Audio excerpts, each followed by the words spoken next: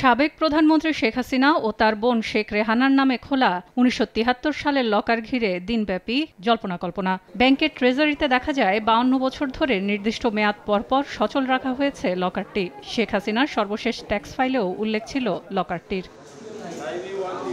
বুধবার লকারটির খোঁজ নিতে পূবালী ব্যাংকের মতিঝিল শাখায় এনবিআর। তবে গত মার্চে লকারটি সহ শেখ হাসিনার পরিবারের নামে ১২৪টি ব্যাংক হিসাব জব্দ করতে দুদকের আবেদনের প্রেক্ষিতে আদালতের নির্দেশে ফ্রিজ করার নির্দেশ দেয় বিএফআইইউ। ফলে একটি সংস্থার তদন্ত চলাকালে অন্য একটি সংস্থার জব্দ বা ভাঙার নিয়ম না থাকায় শুধুই তথ্য নিয়ে ফিরে যায় এনবিআর। আমাদের শুধু এটা কনফার্মেশন চেয়েছে যে এটা লকার আছে কিনা। ব্যক্তি বর্তমান আছে, মানে বেঁচে আছেন, ওনার কেউ আছেন কিন্তু উনি অনুপস্থিত, সেই অবস্থায় ভাঙা যাবে না। যদি এটা করতে হয় তাহলে সংশ্লিষ্ট কোনো আইনে করতে হবে, মানে যেই সংস্থা এটা খুলতে চাচ্ছেন সেই সংস্থার আইনে যদি প্রাধিকার দেওয়া থাকে তাহলে ওটা খুলতে পারবেন, আর যদি না হয়ে থাকে তাহলে এটা করতে পারেন আদালতের নির্দেশে। রোজকার সাধারণ খাবার এখন হবে অসাধারণ। প্রাণ স্বাদের মশলা, স্বাদ বাড়ায়, ঘ্রাণ ছড়ায়। বাংলাদেশ ব্যাংক জানায়, ব্যাংক কোম্পানি আইনে ব্যক্তি জীবিত থাকার সময় অন্য কারো লকার ভাঙা বা খোলার এখতিয়ার নেই। তবে কোনো সংস্থার আইনে জব্দ বা ভাঙার এখতিয়ার থাকলে